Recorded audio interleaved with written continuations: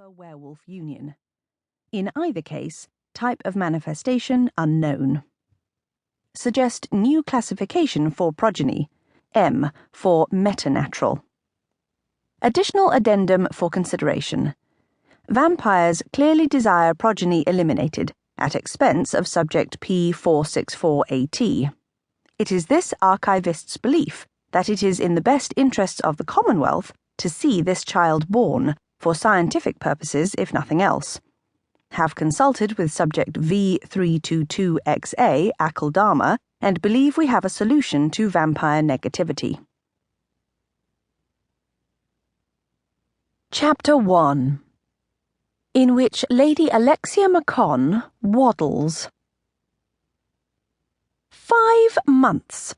5 months, you, dare I say it, gentlemen, have been sitting on this little scheme of yours, and only now you decide to inform me of it. Lady Alexia Maccon did not enjoy being surprised by declarations of intent. She glared at the men before her. Fully grown, and a goodly number of centuries older than she, yet they still managed to look like shame-faced little boys. The 3 gentlemen, despite identical expressions of sheepishness, were as dissimilar as men of fashion and social standing could possibly be. The first was large and slightly unkempt, his perfectly tailored evening jacket draped about massive shoulders with a degree of reluctance, as if it were well aware that it was worn under sufferance. The other 2 existed in far more congenial partnerships with their apparel, although with the first dress was a matter of subtlety, and with the second a form of artistic, nigh declamatory expression. Lady Maccon was not looking fearsome enough to inspire feelings of embarrassment in any gentleman, fashionable or no.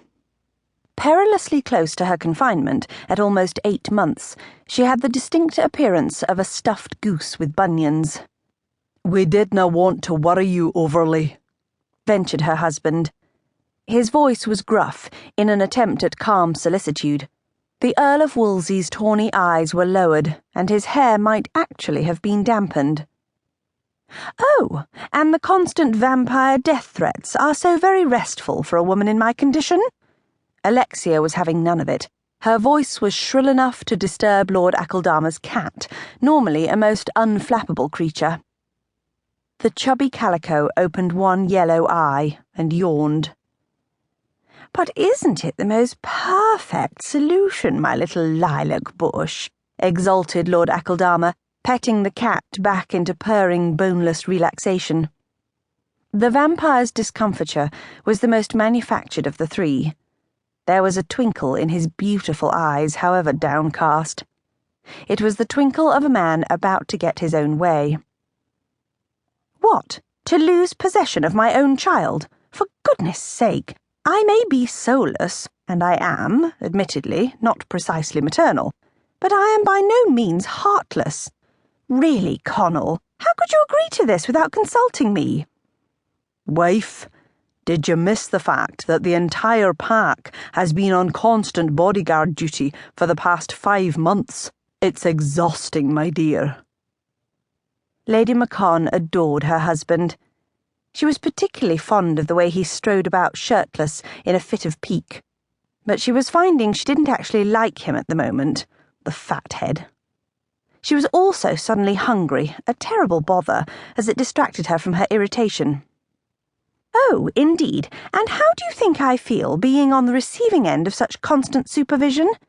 But, Connell, adoption?" Alexia stood and began to pace about, or, to be more precise, waddle fiercely. For once, she was blind to the gilded beauty of Lord Akeldama's drawing-room. "I should have known better than to agree to a meeting here," she thought. "Something untoward always occurs in Lord Akeldama's drawing-room." "The Queen thinks it's a good plan." That was Professor Lyle joining the fray. His was probably the most genuine regret, as he disliked confrontation.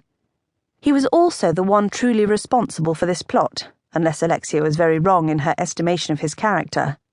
"Bully for the ruddy Queen? Absolutely not. I refuse." "Now, Alexia, my dearest, be reasonable."